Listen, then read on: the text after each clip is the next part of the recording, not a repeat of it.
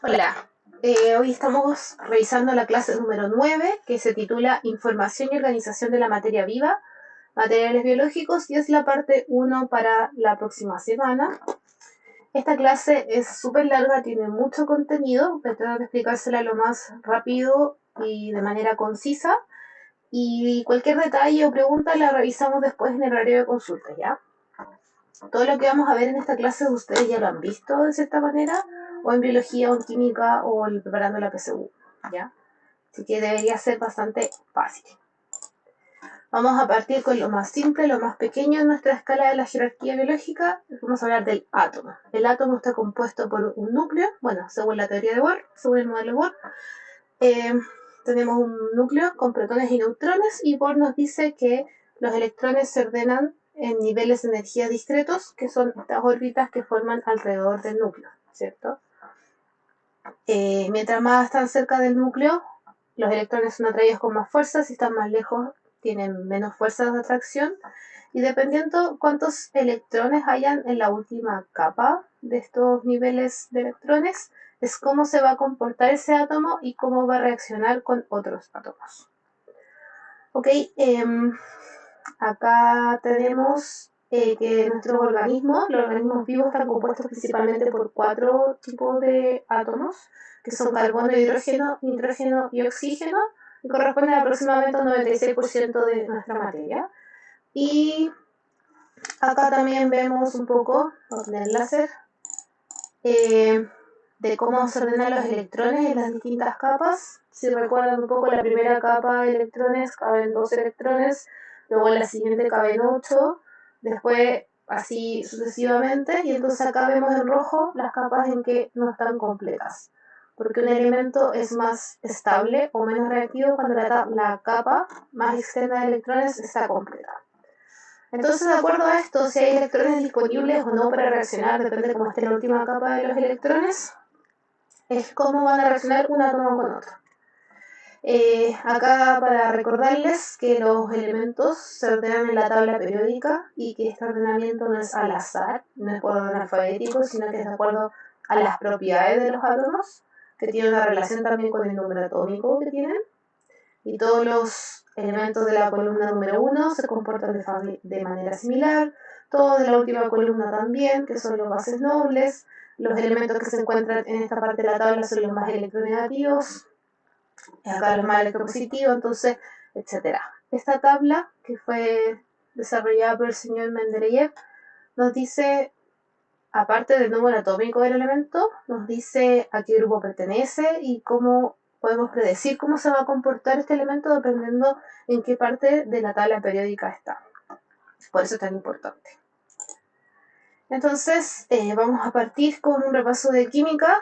Brevemente vamos a hablar sobre los enlaces covalentes, que eso pasa cuando tenemos dos átomos que pueden compartir un electrón para así poder completar su última capa de electrones, ¿ya?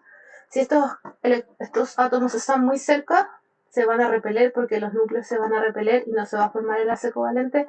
Si están muy lejos, tampoco tienen la energía suficiente para atraerse, sino que tienen que estar a una distancia específica para que puedan interactuar y formar este enlace covalente. El enlace covalente es el enlace que tiene más energía, o sea, se requiere mucha energía para poder romperlo. Necesitamos una alta temperatura o necesitamos algún elemento que catalice la reacción para poder romperlo, ¿ya? Entonces, esos elementos que catalizan la reacción en general son enzimas. Entonces, el enlace más fuerte es el enlace covalente. Entonces, dependiendo de la cantidad de enlaces covalentes que pueda formar un átomo con otro, es de la estructura tridimensional que va a tener. También depende de cuántos átomos se enlace, si se enlaza con 3 o con 4 es distinto. O también si forma dobles enlaces o simples enlaces, también va a cambiar la geometría de la molécula, ¿cierto? Y la tridimensionalidad. Entonces, la cantidad de enlaces y si se unen por enlaces dobles, simples o triples, va a cambiar la orientación de las moléculas. Y a medida que hay más enlaces, hay mayor restricción del movimiento. Por otra parte, tenemos dentro de los enlaces covalentes enlaces polares, en la cual hay uno de los átomos tiene mayor o menor atracción por la nube de electrones, generando como un dipolo en el cual el oxígeno más electronegativo atrae más fuertemente a los electrones, entonces tiene como una densidad de carga eléctrica negativa y el hidrógeno queda con una densidad de carga eléctrica positiva, ¿cierto? Entonces eso sería un enlace de tipo polar, en el cual se polarizan las cargas.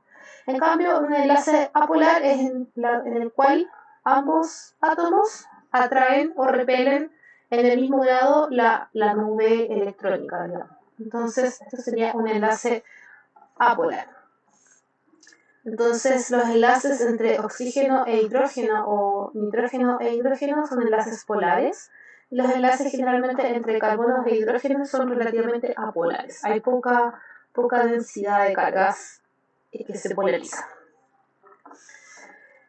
Otro tipo de enlace, el enlace iónico, que en este enlace el electrón no se comparte, sino que se transfiere de un elemento a otro. Por ejemplo, acá el ejemplo clásico del cloruro de sodio. Al sodio le sobra, entre comillas, un electrón en su última capa, y este electrón, si yo se lo transfiero al cloro, al cual le falta un electrón para completar la capa, ambos electrones, o sea, ambos átomos quedan felices, ¿verdad? Ambos quedan con su última capa de valencia completa. Entonces, esto forma en estado sólido moléculas que son muy ordenadas y muy compactas, como esta estructura que vemos acá. Por eso son estructuras son duras, son rígidas, porque el que se dio el electrón va a quedar con carga positiva y el que lo aceptó va a quedar con carga negativa, y estos se atraen muy fuertemente, entonces quieren estar cerca unos de otros. Ahora, si ponemos estos iones en una solución, se van a separar, porque en una solución acuosa el agua es muy buena para poder separar los iones. Entonces ya no se va a formar esta estructura compacta, sino que los iones se solubilizan en agua. Y los iones son muy importantes en los procesos biológicos. Si recordamos un poco en la transducción del voltaje eléctrico en las membranas de las neuronas, ¿se acuerdan que estaba la bomba sodio y potasio que hacía un intercambio de los iones? Entonces siempre es importante que haya un balance de iones, tanto por las cargas que ellos tienen, que haya un balance entre las cargas positivas y las cargas negativas de los iones, sino que también haya un balance de la cantidad de iones. Es importante cuánto calcio, cuánto sodio, cuánto cloro hay adentro de la célula y cuánto hay afuera de la célula. Entonces, cuando hablábamos de vida, hablábamos de ciertas moléculas que eran como la base de lo que llamamos vida, la base de la célula. Y estas moléculas de la vida, como la receta para que haya vida, parten con el agua, que es la solución en la que todas estas otras moléculas están inmersas. Hablamos de los carbohidratos, los lípidos, las proteínas y los ácidos nucleicos. Vamos a partir con el agua. El agua corresponde más o menos al 70% del peso de la célula. Casi todas las reacciones de las células ocurren en el agua. Y el agua tiene características especiales como las que le mencionaba antes, que es una molécula muy polar, porque el oxígeno tiene mucha electronegatividad y atrae a los electrones hacia él. Entonces forma un dipolo eléctrico porque atrae la nube de electrones dando una carga aparente negativa cerca del oxígeno y una carga positiva aparente cerca de los hidrógenos. Y esta propiedad es la que le permite al agua formar puentes de hidrógeno entre las distintas moléculas de agua. Esto quiere decir que como el oxígeno tiene una atracción de la nube de electrones cerca de él, tiene digamos como una carga negativa a su alrededor, y el hidrógeno tiene una carga positiva, estos se van a atraer, ¿cierto? Por esta densidad de electrones se atraen entre ellos. Estas no son cargas netas, sino que son cargas aparentes por la forma en que se reparten los electrones en la molécula. Y estos pares iónicos que pueden formar puentes de hidrógeno resultan entre el nitrógeno y el hidrógeno, moléculas como el oxígeno y el hidrógeno, o como el flúor y el hidrógeno, que son las moléculas, los átomos más electronegativos. Los puentes de hidrógeno tienen mucha menos energía que un enlace covalente, son fáciles de romper, pero pueden formarse muchos puentes de hidrógeno dentro de una molécula. Esto es lo mismo que ya vimos. Vemos puentes de hidrógeno acá dentro de la molécula del agua.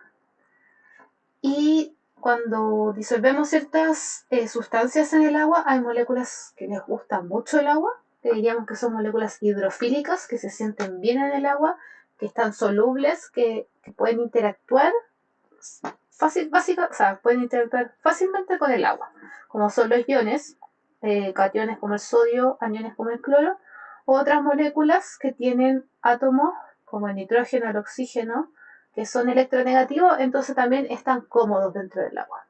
Sin embargo, existen otras moléculas que son hidrofóbicas, o sea, que odian el agua y no se sienten cómodas porque son moléculas que la mayoría son apolares, son moléculas que no les gusta estar en el agua porque no tienen cargas aparentes, entonces no pueden interactuar con estas cargas aparentes que tiene el oxígeno del agua. Entonces estas moléculas tienden a esconderse del agua y por eso generalmente se pliegan y se pliegan sobre sí mismas como para esconderse del agua. Ejemplos de estos son los hidrocarburos, como cadenas de carbono e hidrógeno, que no tienen cargas polares, entonces no se sienten cómodos adentro del agua, porque no pueden formar puentes de hidrógenos, entonces son hidrofóbicos. La célula, si uno analiza el porcentaje, está compuesta principalmente por moléculas a base de carbono. El carbono tiene la capacidad o la característica que es muy versátil, puede formar hasta 4 enlaces con 4 átomos distintos, puede enlazarse con dobles o triples enlaces consigo mismo, puede formar cadenas lineales, puede formar cadenas ramificadas y puede formar ciclos también. Y los compuestos de carbono dentro de la célula son los que llamamos básicamente compuestos orgánicos. Cualquier cosa que está hecha de carbonos son compuestos orgánicos. Los carbonos tienen además, o las moléculas orgánicas hechas de carbono e hidrógeno, tienen además grupos funcionales, que son otras moléculas que se pueden unir al carbono, como es el grupo hidroxilo o H, que da la familia de los etanoles, el grupo COH, que son los aldehídos, el grupo CO, que son las cetonas, que ambos tienen en común el grupo carbonilo, que es el doble enlace con el oxígeno. Tenemos el grupo carboxilo COH y también tenemos el grupo amino. Existen otros, pero estos son los principales de las macromoléculas. Entonces estos grupos radicales ayudan, o no es que ayudan, sino que cambian la forma y las funciones y la estructura de moléculas hechas a base de carbono. Y las propiedades químicas también. Entonces, un poco sintetizando, la célula tiene 4 familias de macromoléculas, que son los azúcares, ácidos grasos, aminoácidos y nucleótidos. Estas moléculas usualmente están libres en el medio celular, que es un sistema acuoso. Están compuestas por monómeros y estos monómeros se agrupan y forman las macromoléculas de las células, que son las que dijimos antes. Y están sintetizadas por el mismo set de moléculas simples, o sea, todas están hechas a base de carbono, hidrógeno, oxígeno y nitrógeno principalmente. Y se sintetizan o se descomponen por cambios químicos que son simples, no son reacciones químicas muy complicadas. Y estas reacciones químicas usualmente las hacen enzimas. Y para formar macromoléculas se van uniendo los monómeros de manera secuencial, uno al lado del otro. Vamos a partir con el primer grupo, los azúcares. Los azúcares, el compuesto más pequeño es el monosacárido, que diríamos que es un azúcar simple, que está compuesto por carbono, hidrógeno y oxígeno. Y por ejemplo, la glucosa es un monosacárido de 6 carbonos. Y pueden haber varias moléculas que tengan esta misma fórmula química de la glucosa, pero pueden tener distinta estructura espacial. Por ejemplo, esta es la glucosa. Acá vemos la galactosa, que la única diferencia que tiene es la disposición del grupo hidroxilo, del OH, que está sobre el plano o bajo el plano de este carbono 5, o de la manosa, que tiene una diferencia en el carbono 1, que si el OH está arriba del plano o abajo del plano. Entonces, estos son isómeros, porque tienen la misma fórmula, pero tienen distinta estructura, ¿ok? Entonces tenemos los monosacáridos, que son las unidades básicas, mono que se refiere a uno, y si yo junto dos monosacáridos voy a formar un disacárido a través de un enlace covalente, que este enlace se llama enlace glucosídico, en la cual se unen dos monosacáridos distintos y se forma una molécula de agua, se libera una molécula de agua, que viene acá, de este hidroxilo y de este hidrógeno acá. Esta es una reacción de condensación, porque dos moléculas se juntan y forman agua, y si yo quisiera romper este enlace necesitaría una molécula de agua y eso se llama hidrólisis. ¿Ok? A ver, voy a revisar que se esté grabando porque parece que sí. Ya. Entonces, con distintos monómeros, el orden, la agrupación de distintos monómeros, podemos formar distintos polímeros, ¿cierto? Entonces, cada grupo, cada monosacárido tenía varios grupos OH, como vimos acá, ¿cierto? Varios grupos OH disponibles, del carbono 1, 2, del 3, del 4. Claro. Entonces, todos esos OH pueden reaccionar y pueden formar una molécula de agua y hacer un enlace glucosídico, ¿verdad? Entonces, dependiendo qué OH es el que reaccione con el OH del otro monosacárido, es qué polímero va a formar, ¿verdad? Por ejemplo, acá en este caso tenemos la celulosa. La celulosa está compuesta solo de glucosa, al igual que el almidón, como vemos acá, pero son glucosas que reaccionaron distintas. Unas que se unieron entre el carbono 1 y el 6 y el otro, no me acuerdo, el 1 y el 4, algo así. Pero si se dan cuenta, 1 y 4 y 1 y 3, no me acuerdo. Pero si se dan cuenta que hay como uno hacia arriba, uno hacia abajo, uno hacia arriba, uno hacia abajo, y en el otro caso quedan todos hacia arriba. Entonces, dada esa estructura lineal del polímero, ahora si tenemos muchos polímeros, también van a interactuar entre ellos y van a formar esta estructura, que es una estructura muy compacta y es muy firme, y esta es la celulosa. La celulosa, como ustedes saben, forma parte de las paredes vegetales de los árboles y es una estructura muy dura, muy rígida, y es porque tiene esta forma en que se puede compactar dado el tipo de enlace que se forma entre los monómeros. El almidón tiene esta estructura tridimensional en la cual los polímeros no están tan cerca uno de los otros, y el almidón es soluble en agua. Si ustedes meten una papa y la calientan en agua, se van a obtener el almidón de la papa, ¿cierto? Es soluble en el agua. Y así tenemos otras moléculas como la amilopectina o el glicógeno, que también están formadas a partir solo de glucosa, pero lo que importa es que, de acuerdo a la distinta forma en que se ordenan o las ramificaciones que tienen, es el tipo de polímero que vamos a obtener. Y ese tipo de polímero tiene una estructura que nos va a facilitar o no cierta función. Por otra parte, si ustedes recuerdan un poco de la mitocondria, de la glicólisis, fosforilación oxidativa, etc., vemos que la glucosa es nuestro azúcar fundamental, es la que utilizamos como fuente de energía. ¿Y cómo pasa eso? Es que el azúcar, en presencia de oxígeno, sufre distintas reacciones químicas catalizadas por enzimas que tienen que ir rompiendo cada una de estas pequeñas energías de activación. Tienen que pasar esa energía de activación para poder catalizar la reacción. Y se va descomponiendo el azúcar en moléculas más pequeñas. Y a través de ese paso se libera también moléculas energéticas como el ATP. El ATP, que también lo vamos a ver en detalle más adelante, tiene esta estructura y tiene 3 grupos fosfatos unidos, y esos enlaces son muy energéticos. Por eso esta es una molécula que puede transportar energía. Si nosotros solamente quemáramos el azúcar, no podríamos como transportar esa energía dentro de la célula. Se transformaría todo en calor, ¿verdad? Por eso no nos sirve este paso y necesitamos hacerlo de manera secuencial y de a poquito, y además tener estas moléculas que puedan transportar la energía. El otro gran grupo de moléculas son los ácidos grasos. Los ácidos grasos están hechos por una cadena de hidrocarburos. Hidrocarburos son estas estructuras de carbono e hidrógeno, y tienen uno de sus extremos un grupo carboxilo, un COOH. Este grupo carboxilo, al tener oxígenos, es polar, ¿verdad? Tiene una alta nube, o sea, una densa nube de electrones, Y esta otra parte de la cadena es apolar, porque carbonos e hidrógenos no tienen una densidad eléctrica, son apolares.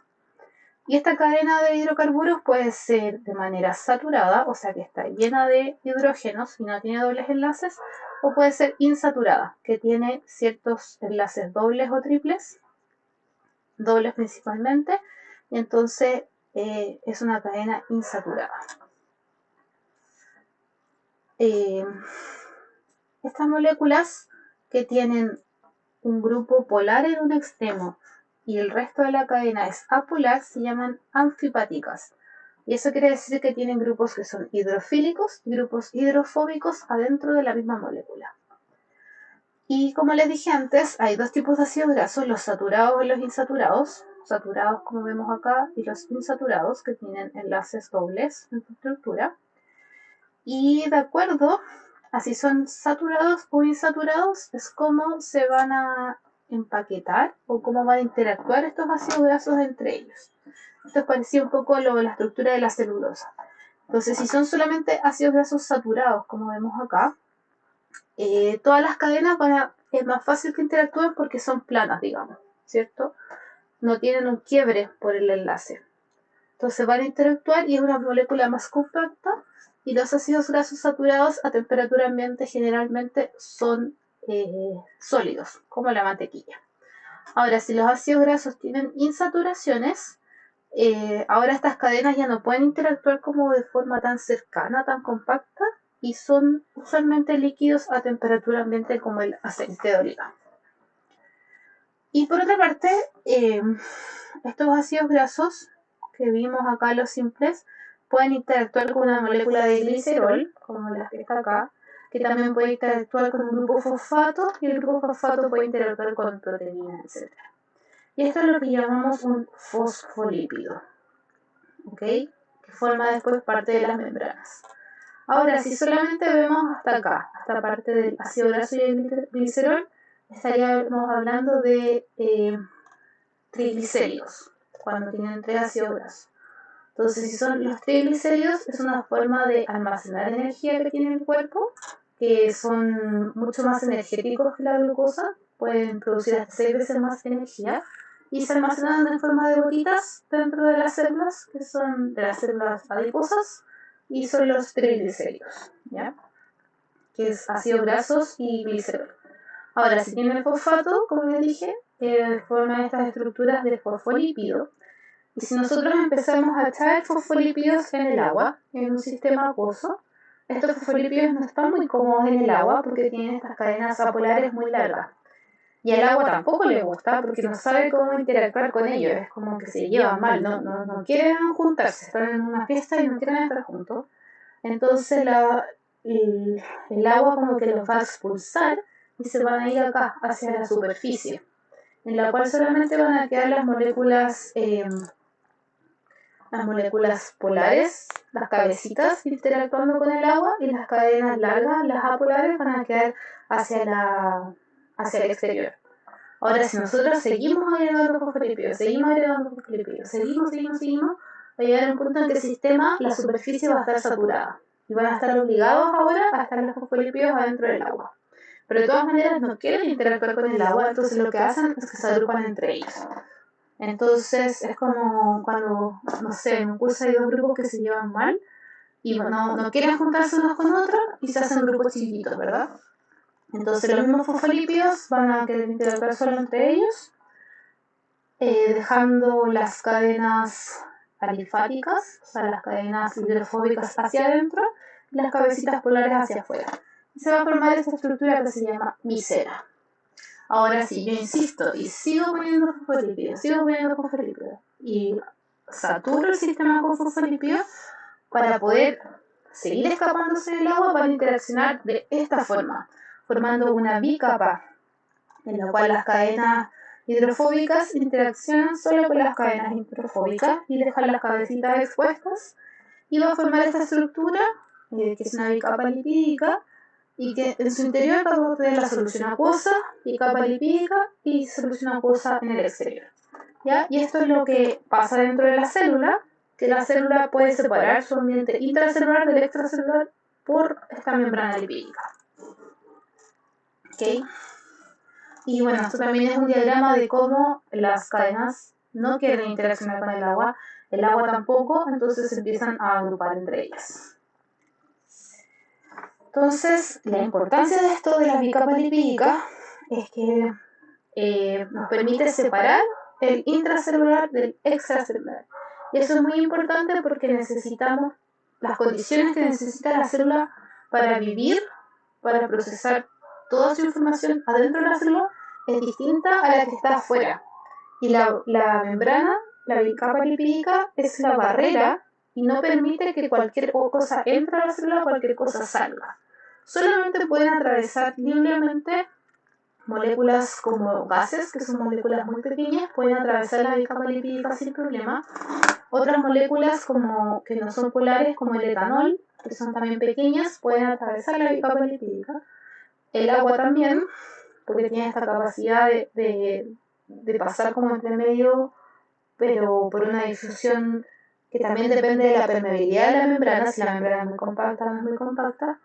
Y por ejemplo ya la glucosa, que es una molécula un poco más grande, ya no puede atravesar libremente la membrana lipídica, entonces necesita que haya un transportador específico que pueda pasar la glucosa del extracelular al intracelular. Y lo mismo pasa con todos los iones. Los iones no pueden atravesar la membrana, solamente pasan a través de canales iónicos o bombas, como la bomba sodio y potasio que habíamos visto antes. Ahora, si esta membrana tiene más ácidos grasos saturados o menos ácidos grasos saturados, de eso va a depender qué tan rígida es la membrana, porque si está más acoplada, la estructura es más compacta o menos compacta. Y además también ustedes deben saber que hay otras moléculas que forman parte de las bicapas lipídicas, como el colesterol, proteína, los mismos canales iónicos, azúcar, etc. ¿Ya? Pero esta es la base. Pasamos al tercer grupo de moléculas, que son los aminoácidos, que los aminoácidos son los módulos más pequeños para formar las proteínas.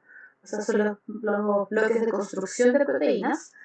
Los aminoácidos tienen esta estructura básica, en la que tienen un carbono, que tiene un grupo amino en un extremo, un grupo carboxilo en el otro extremo, un carbono central unido a un hidrógeno, y este carbono central también tiene unido un grupo radical.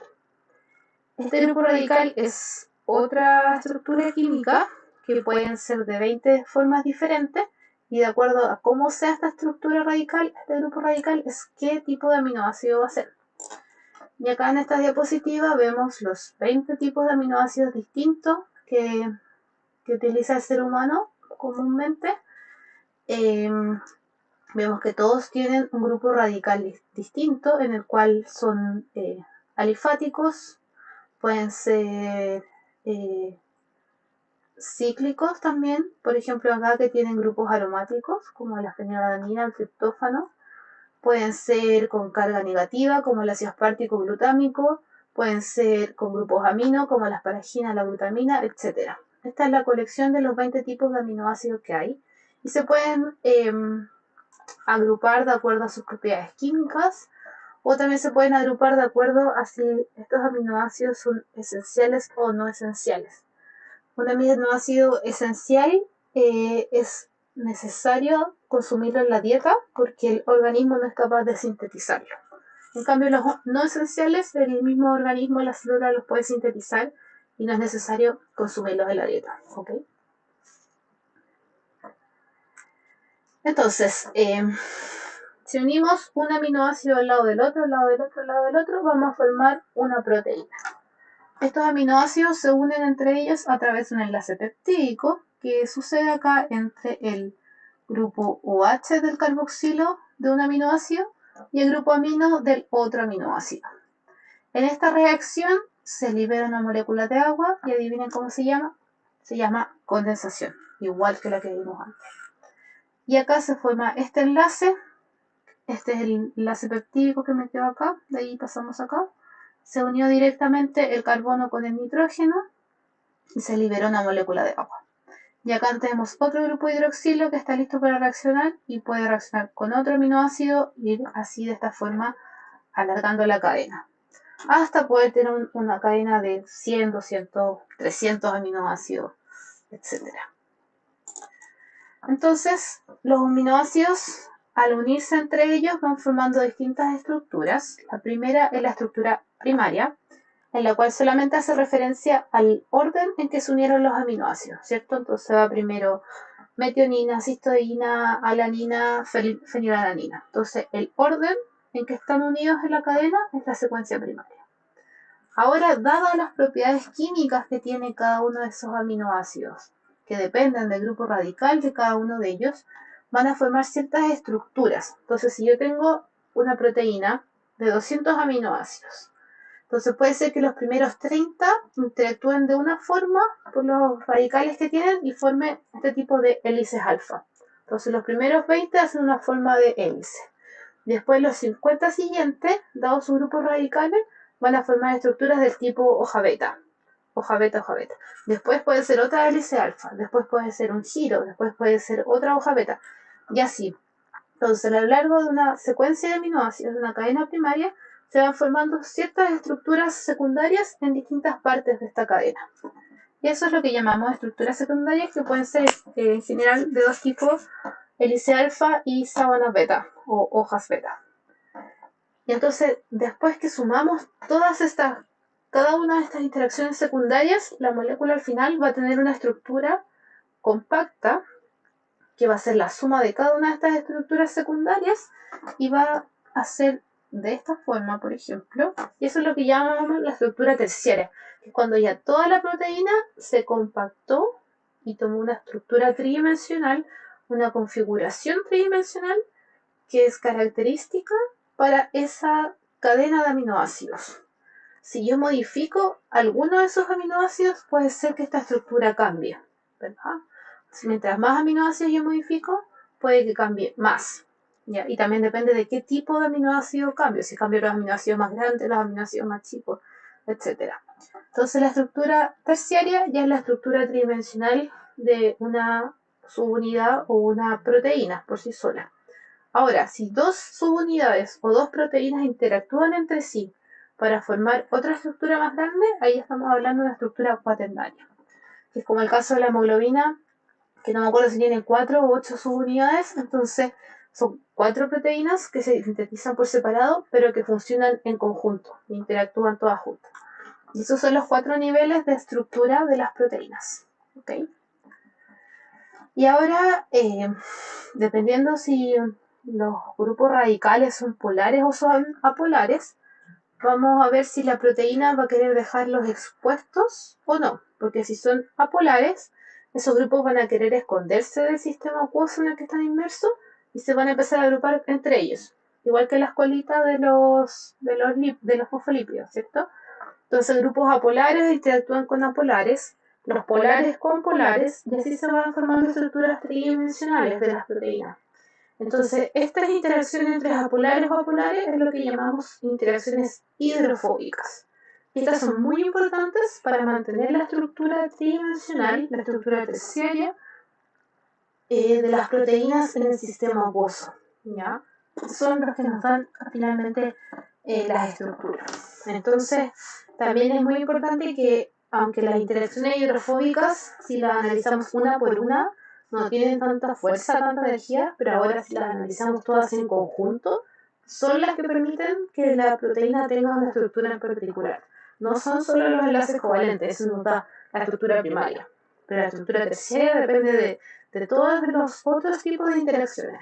Y dentro de eso son las interacciones hidrofóbicas, las fuentes de hidrógeno que vimos, también las otras fuerzas como las fuerzas de Van der Waals que vamos a ver un poco más adelante, entre otras. El cuarto grupo de moléculas son los nucleótidos. Esto ya lo vimos en la otra clase, que los nucleótidos se forman por un azúcar que puede ser ribosa, desoxirribosa, tiene una base nitrogenada que puede ser el grupo de las purinas o de las pirimidinas, y tienen un grupo fosfato. Solo un grupo fosfato da origen a los nucleótidos, que forman parte del ADN y del ARN. Si tienen 3, sería un adenosintrifosfato, que es el ATP, y vamos a verlo más adelante. Ya sabemos que los nucleótidos son las bases para construir el ADN, que las las bases nitrogenadas, la citosina, guanina, etcétera, interactúan con las otras bases, purina con pirimidina, y quedan hacia el interior de la doble hélice del ADN, porque es una cadena doble, y quedan los grupos fosfatos hacia afuera. Y en el caso de la ARN es una cadena de hebra simple, no hay interacción entre pares, ¿verdad? Y estas moléculas son la base para poder guardar la información, guardarla como en el ADN, y también para poder sacar la información de ahí. ¿Se acuerdan que era como una fotocopia? Sacar la información del ADN y poder utilizarla dentro de la célula y poder sintetizar proteínas. Acá vemos el adenosintrifosfato o ATP. Esta es una molécula que comparte la estructura de los nucleótidos y se dice que es la molécula energética porque los enlaces que hay entre los grupos fosfato, estos dos enlaces, son enlaces de mucha energía, son enlaces covalentes que requieren mucha energía para poder romperlos. Entonces cuando se rompen, liberan mucha energía. Y por eso son los grupos, son las moléculas energéticas. Y se usan para sintetizar otras moléculas en la célula. Y ahora ya hablamos de los 4 grupos de macromoléculas: azúcares, ácidos grasos, nucleótidos y proteínas, aminoácidos. Entonces ahora vamos a hablar un poco más en general de estos 4 grupos. Si hablamos del peso de una célula, si evaluáramos como los componentes de una célula, el 70% es agua, del 30% restante la mayoría son proteínas, un 15% aproximadamente son proteínas. Otro porcentaje lo utilizan, otro porcentaje importante, como alrededor del 7%, son el ADN, el RNA, que son los ácidos nucleicos, y después un poco más abajo vienen los fosfolípidos, las membranas. Los azúcares solamente corresponden a un 2% de ese 30%. Entonces vemos que las proteínas son las macromoléculas que son más abundantes dentro de la célula, y esto se puede explicar porque las proteínas, aunque son un solo grupo, tienen muchas funciones distintas. Dentro de las proteínas encontramos distintas funciones, como les dije, son muy versátiles. Hay proteínas que son capaces de catalizar reacciones químicas y estas se llaman enzimas. Hay muchos tipos de enzimas dentro de una célula que están codificadas en los genes. Y estas enzimas, por ejemplo, acá vemos una que se llama rubisco, es una enzima muy importante en las plantas porque es capaz de captar el CO2 del medio ambiente y convertirlo en azúcares. Sumando moléculas de CO2 que tienen carbono, puede después generar azúcares. Y los azúcares son la fuente de energía para las plantas. ¿Okay? Entonces esta es la enzima rubisco, que cataliza la reacción de captar CO2 y formar azúcares. Otra función de las proteínas es que forman estructuras, forman andamios, por ejemplo, como la tubulina en los microtúbulos. También tenemos la actina y la miosina también, que forman parte estructural, aunque también tienen una función, pero son estructurales. Entonces, forman parte del sostén de la célula, ¿ok?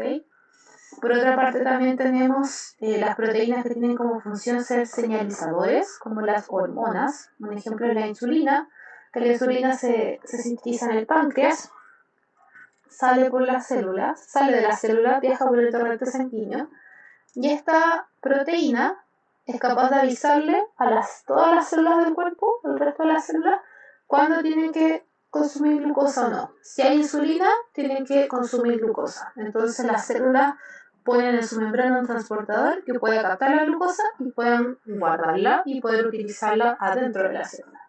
Entonces esta insulina es una hormona que transporta una señal, ¿cierto? Le avisa algo a otras células.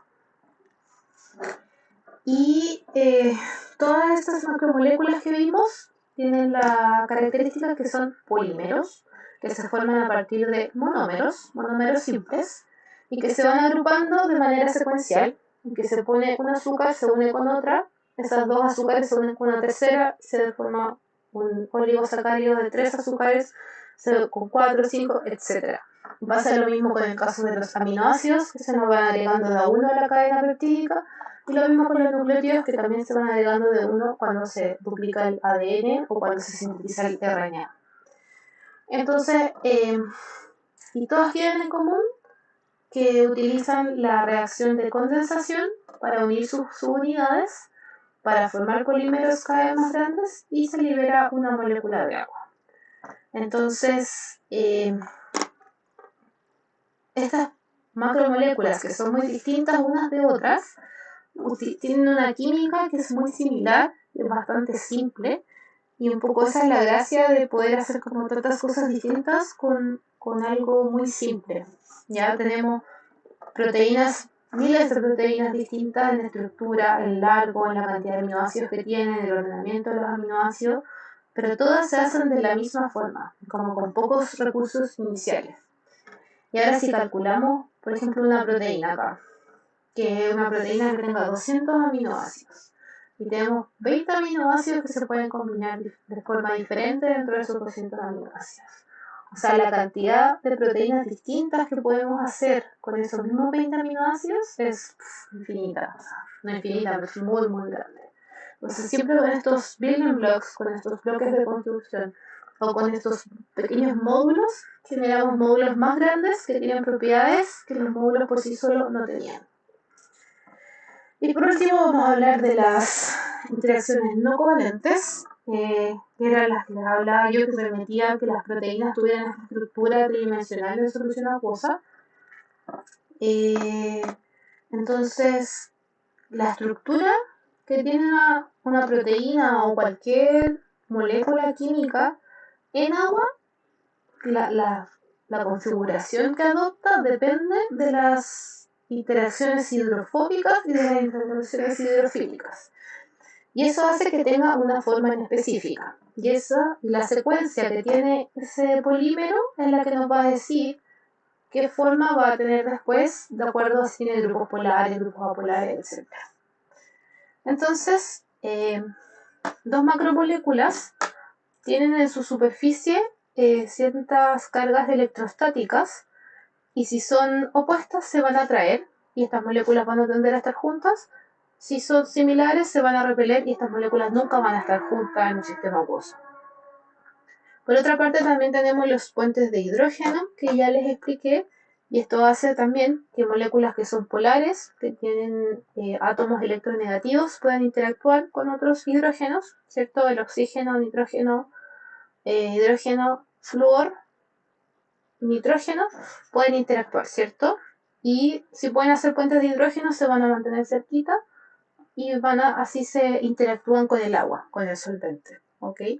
Y esto hace, por ejemplo, también que las purinas y las pirimidinas que vimos forman los enlaces entre la cisteína y la guanina a través de puentes de hidrógeno, porque este tiene un nitrógeno, este tiene un hidrógeno y se van a atraer. Este tiene un oxígeno, tiene un hidrógeno y se van a atraer. Y así como forman estos puentes de hidrógeno que hacen que al final la doble hélice tenga la estructura que tiene, por la interacción de estas pirimidinas o las purinas. También existen las fuerzas de Van der Waals, que se dan por cargas eléctricas aparentes que tienen las moléculas, y además que una molécula, por ejemplo, la misma agua, ¿cierto? Que tiene como una nube de electrones más cerca del oxígeno. Entonces, si una molécula está cerca del oxígeno, los electrones van a tender a alejarse de ese oxígeno, ¿cierto? Porque acá hay mucha carga negativa. Entonces, esta molécula indujo a que esta otra también cambiase su polaridad, o sea, no su polaridad, pero la distribución de sus electrones. Entonces, ese ordenamiento también, si sumamos cada una de esas pequeñas fuerzas, da un total de una fuerza que es muy grande. Y después en algún momento les voy a mostrar un video, acuérdenme, de cómo funcionan las patitas de los geckos, que los geckos son como unas lagartijas similares, que caminan en el techo y no se caen.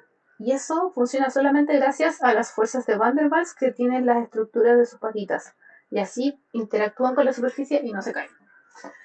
Y también tenemos las interacciones hidrofóbicas, que eran las que les expliqué de las proteínas. Entonces, todas estas interacciones no covalentes, que si analizamos cada enlace por sí solo no es un enlace muy energético, pero ahora si sumamos cada uno de esos pequeños enlaces, al final sí influyen en que una molécula tenga cierta estructura o no, o que una molécula interactúe con otra.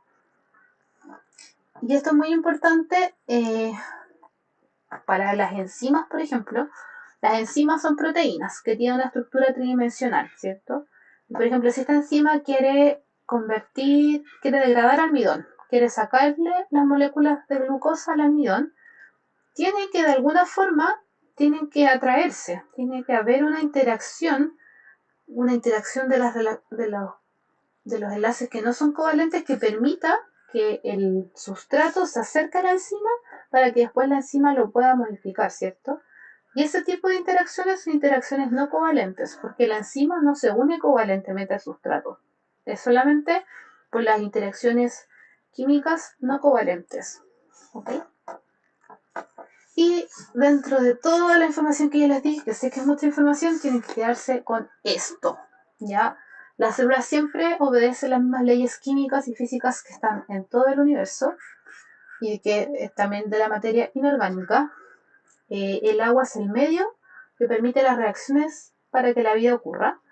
Los organismos los organismos vivos contienen un set restringido y distintivo de pequeñas moléculas que están basadas en carbono y son las que vimos antes, que son las azúcares que funcionan principalmente como fuente de energía, los lípidos que nos ayudan a ordenar dentro de la célula, a formar compartimientos y también aportan como energía. Tenemos los aminoácidos, que son las estructuras básicas de las proteínas, y las proteínas ya vimos que catalizan reacciones, forman parte de estructuras y también entregan señales. Tenemos los nucleótidos, que forman parte del ADN y del ARN, en el cual se almacena y se transmite la información genética. Y todas estas moléculas, aunque son muy distintas, están sintetizadas básicamente con 4 elementos: carbono, nitrógeno, hidrógeno y oxígeno. O sea, parten de algo muy simple y crean cosas muy diversas. Y las interacciones no covalentes nos permiten que las macromoléculas se puedan unir y puedan interactuar unas a otras de manera selectiva, porque quizá algo que no les expliqué es que ya si esta molécula, por ejemplo, es de esta forma y esta otra es de esta otra forma por los enlaces no covalentes que tiene, dadas las formas que tienen, también van a tender a interactuar, porque como que encajan, es como los juguetes de las guaguas que tienen que meter el triángulo en un triángulo, un círculo dentro de un círculo, entonces estas moléculas también encajan y pueden interactuar. Y también nos ayuda a que tengan cierta conformación específica en los medios acuosos, que los medios acuosos donde está los medios acuosos, la célula es básicamente un medio acuoso, y ahí es donde ocurren todas las reacciones. Bueno, perdón por darles tanta información, pero tenía que hacerlo en algún punto de la clase y cualquier cosa la discutimos el próximo lunes. Tienen que ver ahora la parte 2 de la clase. Que estén muy bien.